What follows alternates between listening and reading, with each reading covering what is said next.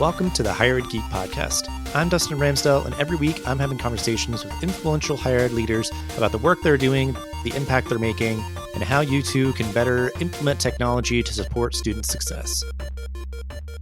Our episode today may go in a variety of different directions, but I think will broadly be about workforce development, how institutions can kind of best leverage their assets and their institutional sort of power to help make kind of an impactful connections for students and for themselves, and just obviously kind of the economy at large. So I think there's a lot to kind of get into, and our guest is involved in a lot of stuff, and I'm excited to kind of explore all of his sort of background and perspectives and insights and everything. So we will get right to it. Geoffrey, if you want to introduce yourself briefly, kind of who you are, what you do, and then we'll start exploring it a bit. Sure. Well, thank you, Dustin, for having me. So wonderful to be here. Geoffrey Roche, to your point, wear multiple hats, serve as the Director of Workforce Development for Siemens Healthineers, and then also serve as the industry lead advisor of the National Healthcare Practice for an organization called Core Education, PBC.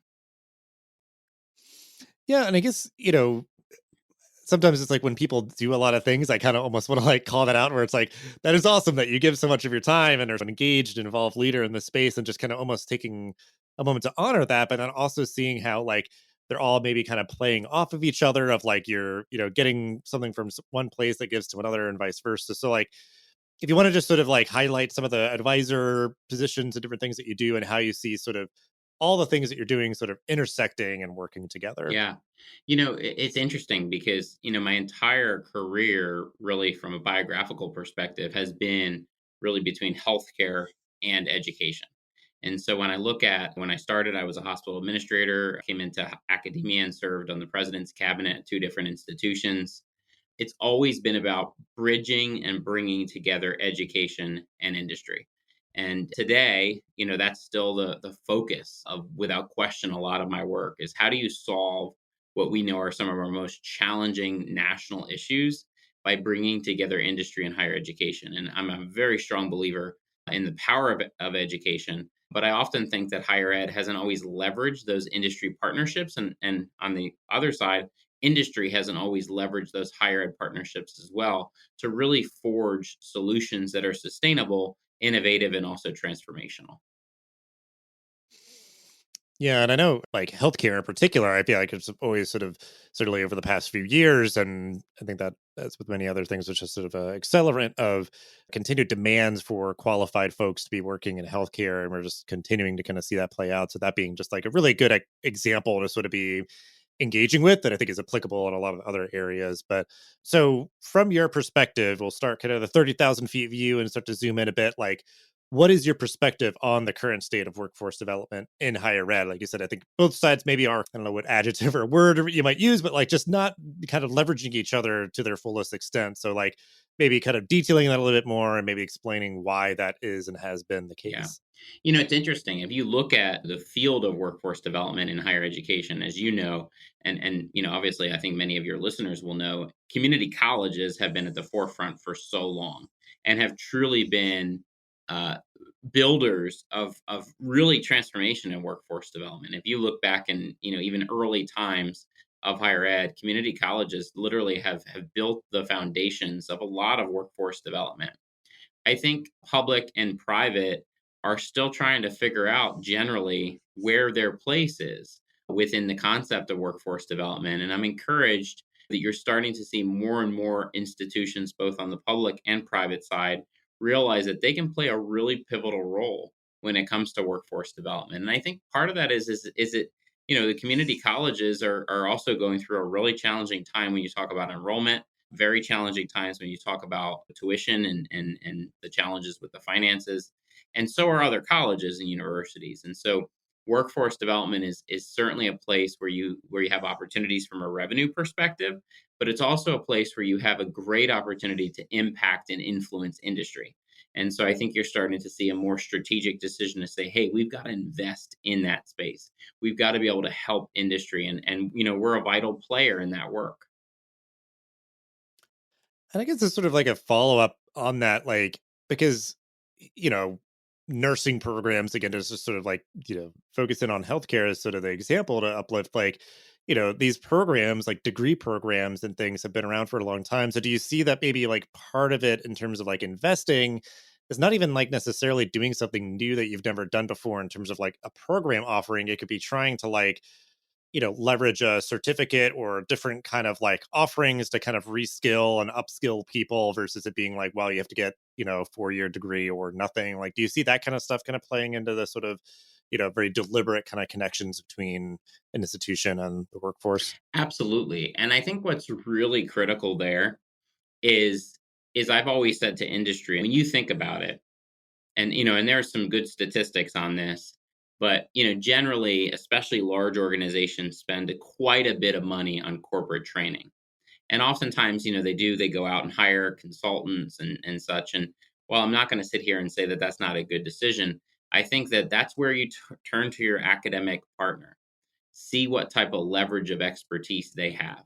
9 times out of 10, they have phenomenal resources that could help an industry partner really look at, a corporate training, a leadership development, a professional development type of opportunity, and get credit through, credit for prior learning, different solutions like that.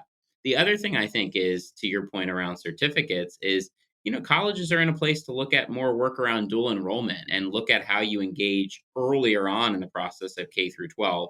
And that's where I think higher ed is really poised, if they want to make a significant leap, to really partner with business and industry and look at what can we bring to the youth to get them interested in different careers that we know are critical in the future, whether that's healthcare, whether that's tech, whether that's aerospace, whether that's advanced manufacturing, you name it.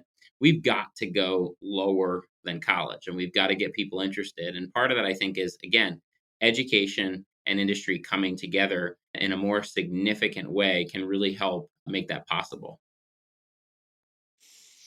Yeah, so it feels like, yeah, sometimes it's like just the modality or sort of the, kind of chunking out of like, what is being taught and how it's being taught and all that, where it can be like, okay, yeah, we have like these hybrid or online offerings, or, you can just take some short courses and that can lead to a certificate, which can lead to a degree. And that's sort of helping to get people like go from one step to the next versus having to kind of like take 4 years to like jump all the way to the top. And then like certainly there's going to be trying to keep an eye on the content itself and making that relevant, where it may mean that you need to produce some new offerings. But something else that I was thinking of, like you were saying, of like these corporations or organizations investing in their development of their staff members and everything, is like trying to like just find like efficiencies, even like when you've really sort of articulated a clear partnership between like an institution and a corporation, and trying to just really serve each other well. Because I think sometimes it's just like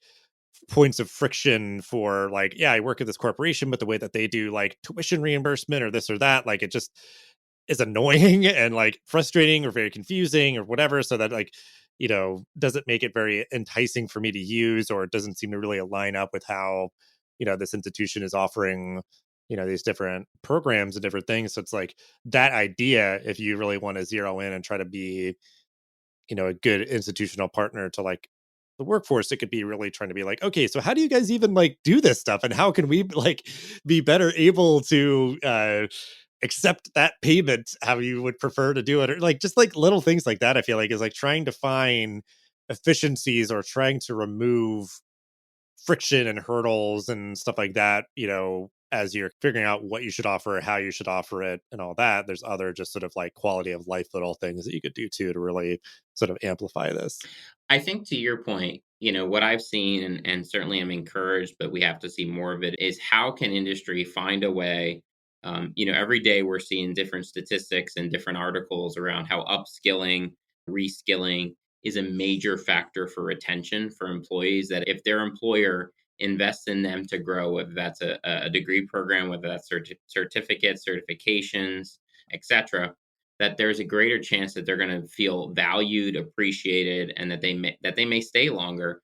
That's the opportunity for the industry partner and the employer to really partner with a higher ed institution to look at how they cover that amount and not have the employee have to go through tuition reimbursement.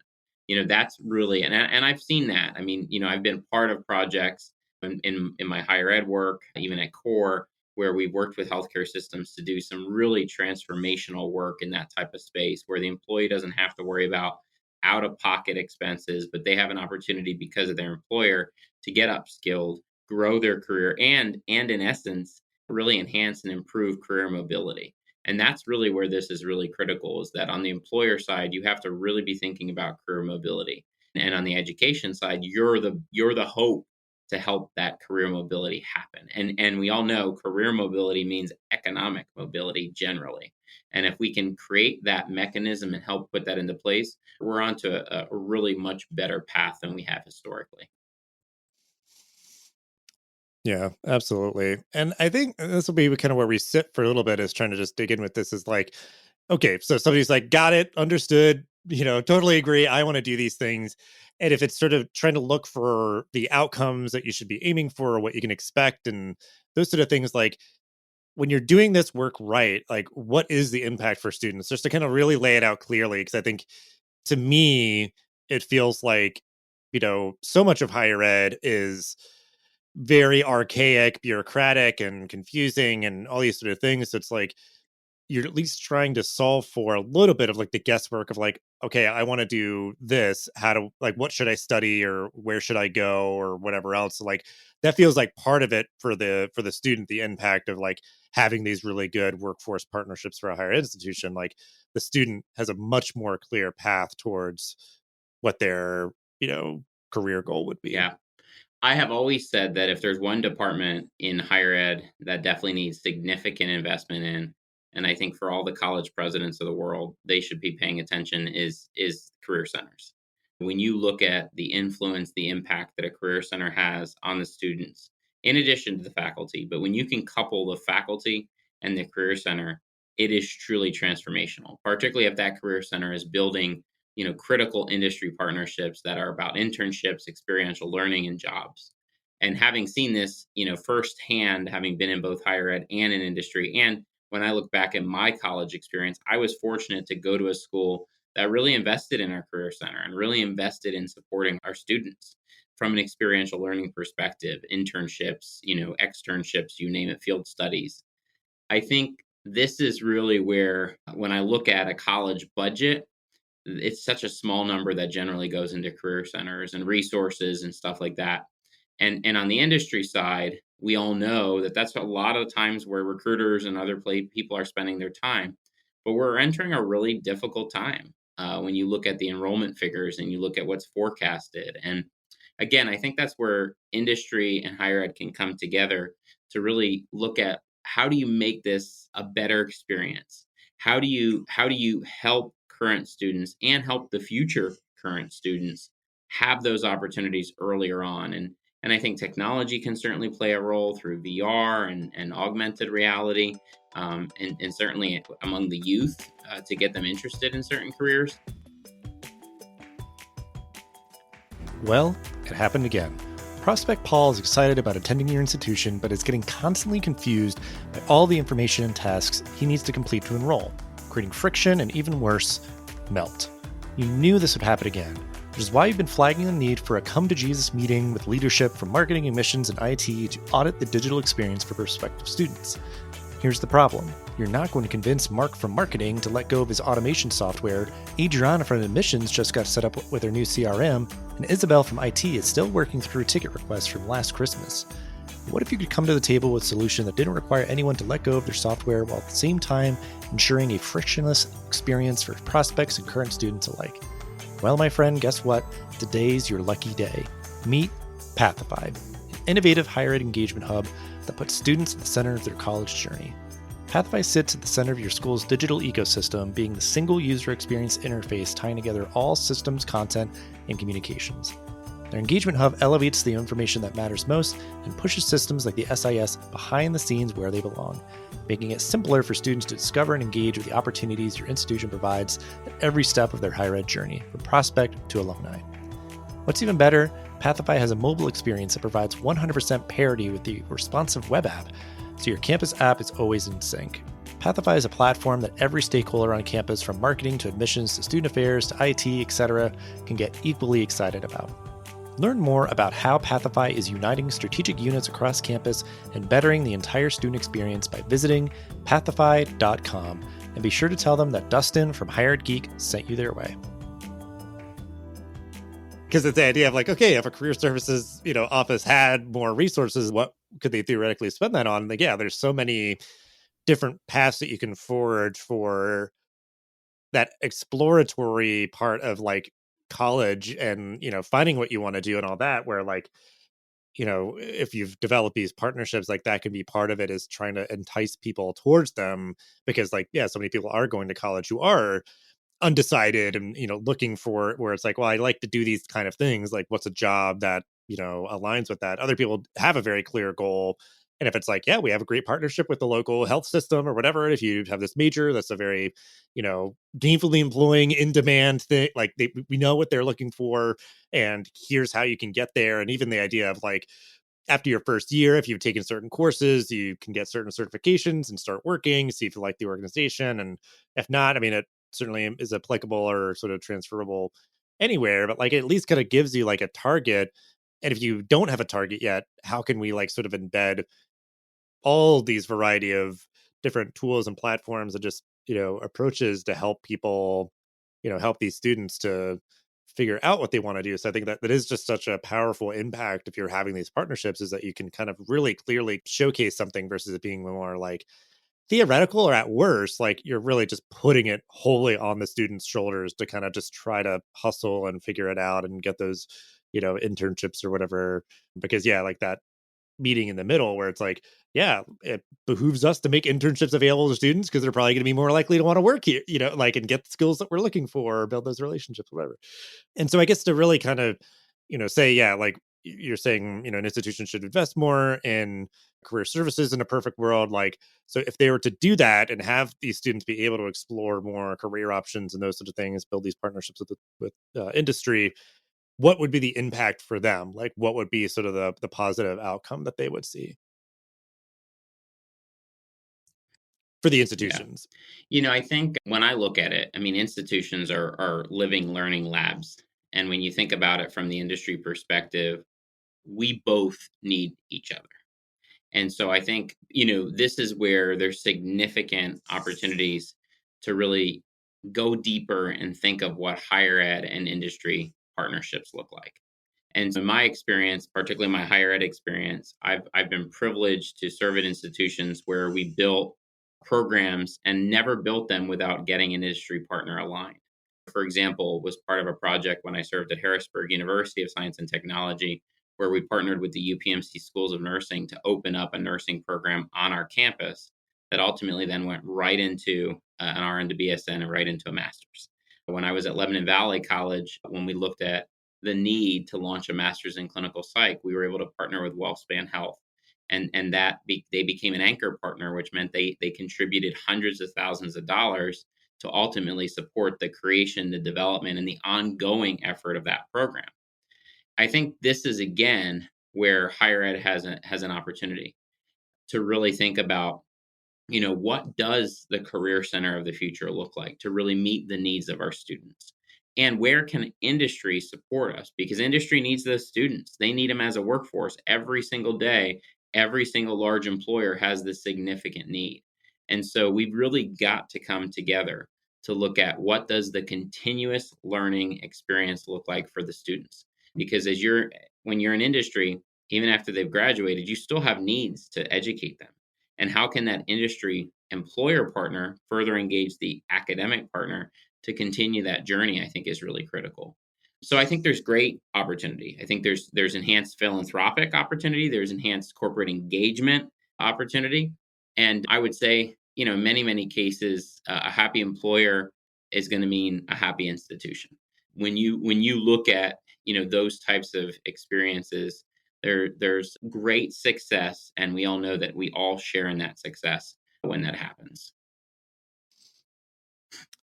Yeah, I mean, I think that, like you said, it just can really, if you sort of plant the seed and start somewhere, you're gonna end up in a place where there's just like the possibility, the potential of so many different things where like, you see where it's like corporation or something sponsors this like learning lab or something, where it's just like there's a lot of goodwill garnered and they want to sort of like invest in creating more meaningful learning opportunities just as a philanthropic partner. And I think the kind of like just connection, like you're saying, where like the mentality that you would be clicking into as an institution of like, we don't have to go it alone. Like we can leverage folks on the outside to supplement us, augment us, and just sort of provide the potential for growth in areas that we may not have ever imagined were possible, or just like we can kind of get ahead of the curve a little bit in the sense of like, institutions deliberately are these sort of, venerable institutions that aren't like prone to just changing on a dime.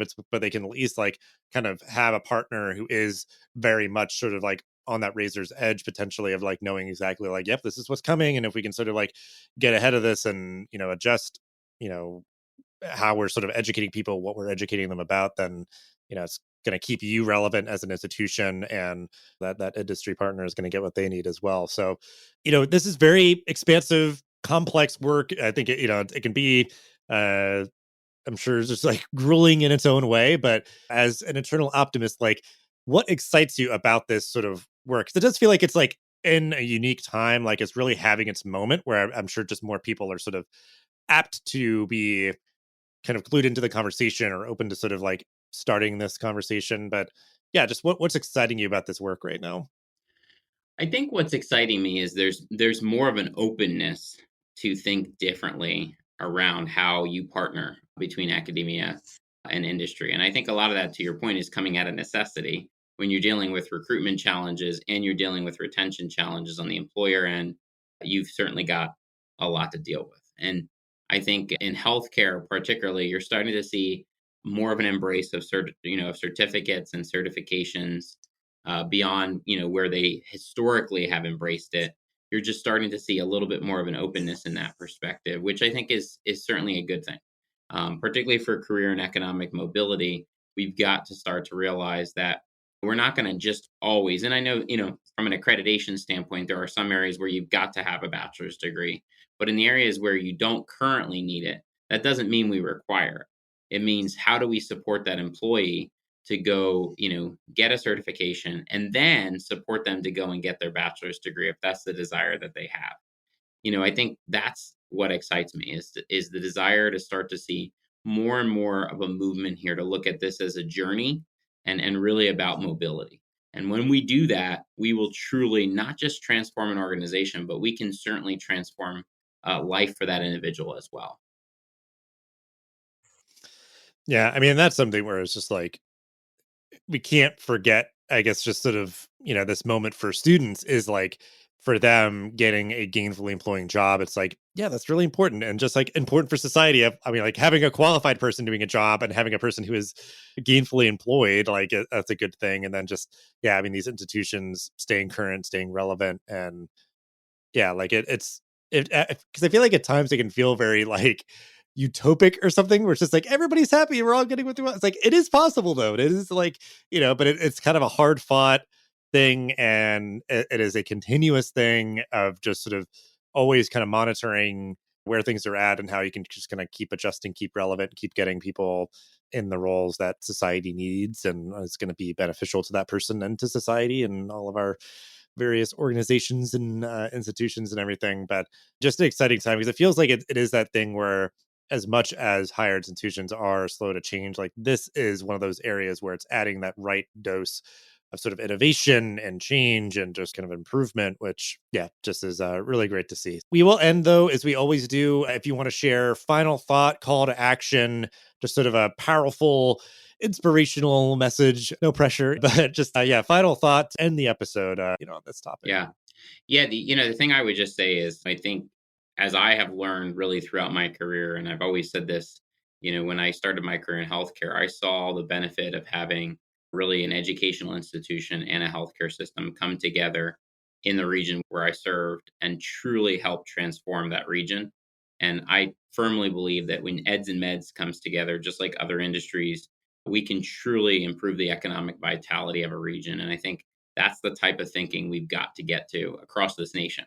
in rural, suburban, urban communities. We've got to bring the two anchor institutions together because we're so much stronger when we're together in these situations. And so that's what I would share as a closing thought. Yeah. I mean, that is like really powerful because like I I guess as sort of layman in this area a little bit, like the idea of those two anchor institutions is like, yeah, that is kind of right. They're always like the kind of the two big employers, and I mean, share a lot of similarities, I guess, in a lot of ways of like just the size and scope and those sort of things. But and I guess it makes sense where like a lot of higher institutions have a medical system that's sort of under their umbrella. Maybe they're working much more closer together. But if that's not the case, then yeah, I think you've shared a very powerful and compelling perspective on why that should be the case. So definitely appreciate you and the work that you're doing and all that you shared for this episode. Just a quick kind of crash course on higher institutions, how they can better develop, workforce partnerships with industry and why that's important. So I appreciate you jumping on to share all that you did. Thank you very much for having me. Hey, all, Zach here from Enrollify. If you like this podcast, chances are you'll like other Enrollify shows too. Our podcast network is growing by the month, and we've got a plethora of marketing, admissions, and higher ed technology shows that are jam-packed with stories, ideas, and frameworks that are all designed to empower you to become a better higher ed professional. Our shows feature a selection of the industry's best as your hosts. Learn from Mickey Baines, Jeremy Tiers, Jaime Hunt, Corinne Myers, Jamie Gleason, and many, many more. You can learn more about the Enrollify Podcast Network at podcasts.enrollify.org. Our shows help higher ed marketers and admissions professionals find their next big idea. Find yours at podcasts.enrollify.org.